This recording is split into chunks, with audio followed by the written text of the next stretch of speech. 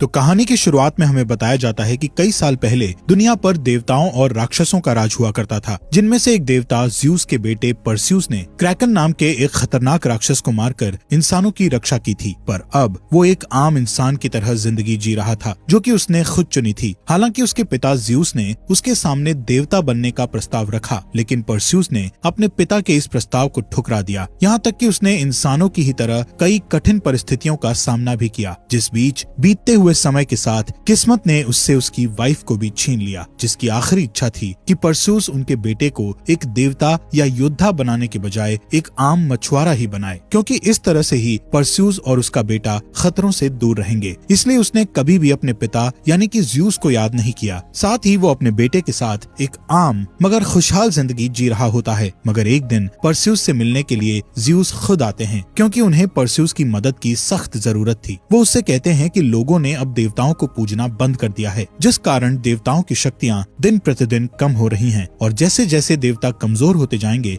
उसी तरह उनकी बनाई सारी चीजें या रचनाएं भी नष्ट हो जाएंगी। अब जब ज्यूस परस्यूस से ये सब कह रहे होते हैं, तभी अचानक से वहाँ पर हल्का सा भूकंप आता है, जिसे देखकर परस्यूस समझ जाता है कि ये टार्टर्स की दीवारें कमजोर होने के कारण हो रहा है, जो कि असल में एक ऐसी जेल है जहाँ पर कई सारे खतरनाक और विशाल दैत्य कैद हैं, जिनमें से एक ज्यूस के पिता क्रोनोस भी हैं। यहाँ ज्यूस परस्यूस से बोलते हैं कि दिन प्रतिदिन टार्टर्स की दीवारें कमजोर होकर टूटती जा रही हैं, और अगर टार्टर्स तबाह हो गया तो क्रोनोस आजाद होकर पूरी दुनिया को खत्म कर देगा। साथ ही अगर लोग ऐसे ही देवताओं को भुला देंगे तो हम भी पहले की ही तरह अमर नहीं रह पाएंगे, मतलब कि अब हमारी भी मौत हो सकती है। जो सब बातें सुनकर परस्यूस उनसे पूछता है कि आखिर वो उसे ये सब क्यों बता रहे हैं, ये तो देवताओं की समस्या है। इस पर ज्यूस बोलते हैं कि क्रोनोस को रोकने के लिए उन्हें उसकी मदद चाहिए, जिसके लिए परस्यूस इनकार करके उन्हें वहाँ से चले जाने के लिए कहता है, क्योंकि वो नहीं चाहता था कि वो और उसका बेटा इन सब मुसीबतों में फंसे। जो बात सुनकर ज्यूस भी उदास मन से चुपचाप वहाँ से चले जाते हैं। अब इसके बाद ज्यूस अपने भाई पोसाइडन और उसके बेटे एरीस के साथ अंडरवर्ल्ड में अपने तीसरे भाई हेडिस से मिलने के लिए जाते हैं, ताकि उसकी शक्तियों की मदद से तीनों भाई टार्टर्स की दीवारों को टूटने से बचा सकें। लेकिन हेडिस उनका साथ देने से इनकार कर देता है, और यहाँ वो एरीस के साथ मिलकर ज्यूस और पोसाइडन पर हमला कर देता है, जिससे हम समझ पाते हैं कि पोसाइडन का बेटा एरीस भी हेडिस से मिला हुआ है, क्योंकि ये दोनों ही चाहते हैं कि वो क्रोनोस को आजाद होने में मदद करें, जिसके बदले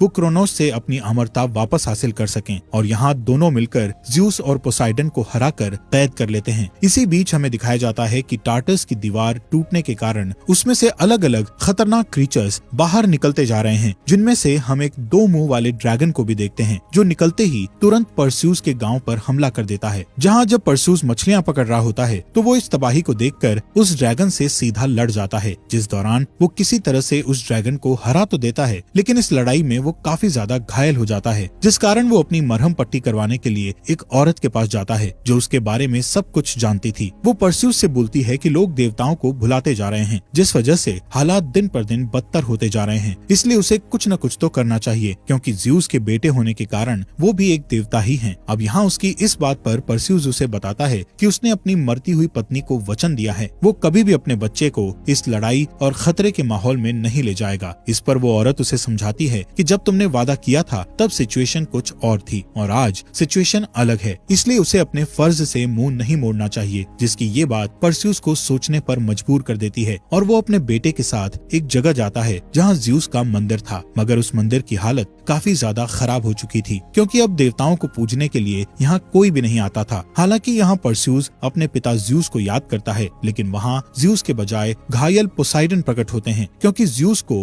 हेडिस और एरीज ने बंदी बना लिया होता है, ताकि वो उसकी सारी पावर सोख कर क्रोनोस को जिंदा कर सकें, जहाँ से पोसाइडन किसी तरह से वहाँ से निकल पाए थे। वो परस्यूस से कहते हैं कि क्रोनोस को बाहर आने से अब तुम्हें ही रोकना पड़ेगा, क्योंकि अब देवता पहले की तरह अमर नहीं रहे, इस दुनिया को सिर्फ वही बचा सकता है। यहाँ परस्यूस पोसाइडन से बोलता है कि जब देवता कुछ नहीं कर पाए तो आखिर वो क्या कर लेगा, क्योंकि वो तो बस एक डेमी गॉड यानी कि आधा देवता है। पोसाइडन बोलते हैं कि उसे अपने ही जैसे एक और डेमी गॉड यानी उसके बेटे एग्नोर के पास जाना होगा। वो इस वक्त रानी एंड्रोमेडा के राज्य में कैद है। फिर वो तुम्हें हेफेस्टस नाम के एक आदमी के पास लेकर जाएगा, जिसने टार्टस का नक्शा तैयार किया था, जिससे वो वहाँ पहुंचकर क्रोनोस को रोकने के साथ ज्यूस को भी बचा सकते हैं। यहाँ पोसाइडन अब कमजोर पड़ते जा रहे थे, इसलिए इसलिए वो अपना त्रिशूल परस्यूस को सौंपकर मिट्टी बनकर गायब हो जाते हैं। मतलब कि यहाँ उनकी मौत हो चुकी थी। अब ये देख परस्यूस अपने बेटे को वहीं छोड़ वहाँ से सीधा रानी एंड्रोमेडा के पास पहुंचकर उन्हें सब कुछ बताता है, जो परस्यूस को पहले से ही जानती थी, क्योंकि परस्यूस ने क्रैकन से उनकी जान बचाई थी। इसलिए उन्हें परस्यूस की बात पर विश्वास हो जाता है। यहाँ परस्यूस एग्नोर से मिलता है और उससे बोलता है कि उसे पोसाइडन ने यहाँ भेजा है। यहाँ अपने फादर का नाम सुनते ही एग्नोर उसे यहाँ से चले जाने के लिए कहता है, जिस पर परस्यूस उसे बताता है कि उसके पिता पोसाइडन की मौत हो चुकी है और वो ज़्यूस का बेटा होने के साथ उनका भाई भी है। यहाँ परस्यूस उसे समझाता है कि देवता अब पहले की तरह अमर नहीं रहे, इसलिए उन्हें कुछ भी करके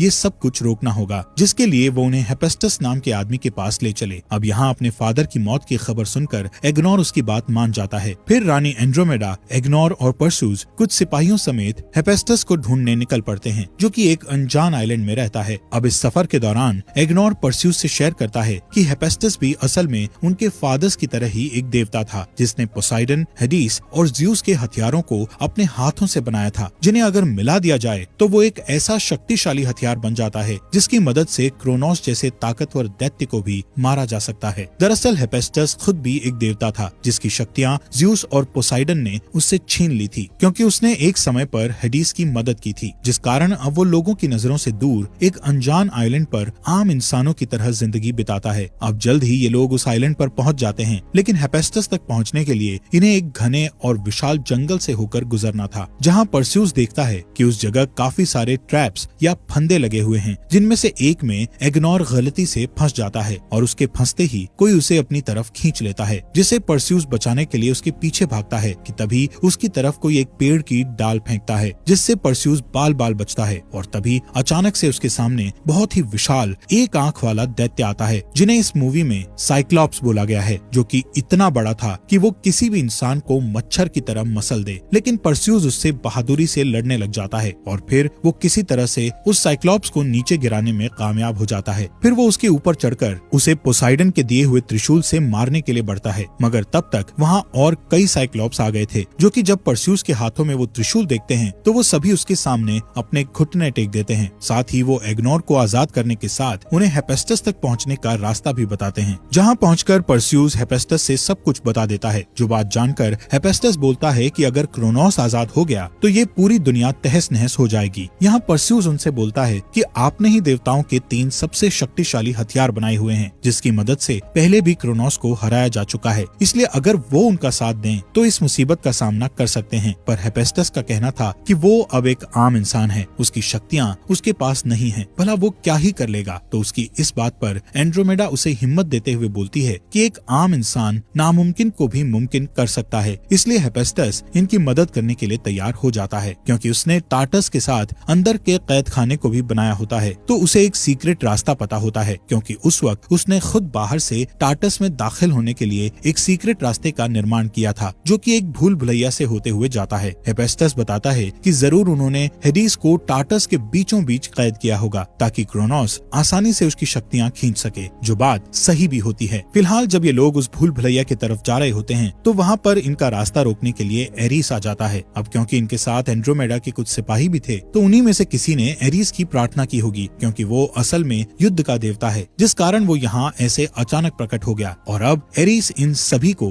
तगड़ी टक्कर देता है, जिसके बाद परस्यूस भी उससे लड़ने की कोशिश करता है, मगर वो उसके सामने बिल्कुल भी नहीं टिक पाता। हालांकि इन सब के बीच हेफेस्टस ने वो सीक्रेट डोर ओपन कर दिया होता है, जिसके जरिए ये लोग टार्टस में पहुंच सकते थे, और हेफेस्टस जल्दी से परस्यूस, एंड्रोमेडा और एग्नोर को उस दरवाजे के अंदर भेज देता है। लेकिन यहाँ एरिस हेफेस्टस की जान ले लेता है, जिसके बाद हमें परस्यूस और बाकी सभी को दिखाया जाता है, जो कि एक नक्शे के सहारे इस भूल भुलैया को पार करने की कोशिश कर रहे होते हैं, जहाँ रास्ते में उनके सामने मिनोटोर नाम का एक अजीब सा क्रीचर आता है, जिसे परस्यूस मारने में कामयाब हो जाता है। वहीं दूसरी तरफ ज़्यूस, जो शक्ति खींचे जाने की वजह से अब कमजोर पड़ चुका था, वो हेडिस से कहता है कि उसने इन सब के लिए उसको माफ कर दिया है और अब वो भी उसे माफ कर दे, क्योंकि उसने हेडिस को अंडरवर्ल्ड में भेज दिया था। यहाँ दोनों ही एक दूसरे को माफ कर देते हैं और हेडिस फैसला करता है कि वो ज़्यूस को यहाँ से आजाद करवाएगा। पर तब तक वहाँ एरिस आ जाता है, जो हेडिस को ऐसा नहीं करने देता, और उन दोनों में इस चीज को लेकर लड़ाई शुरू हो जाती है, जिस बीच एरिस ज़्यूस के हथियार से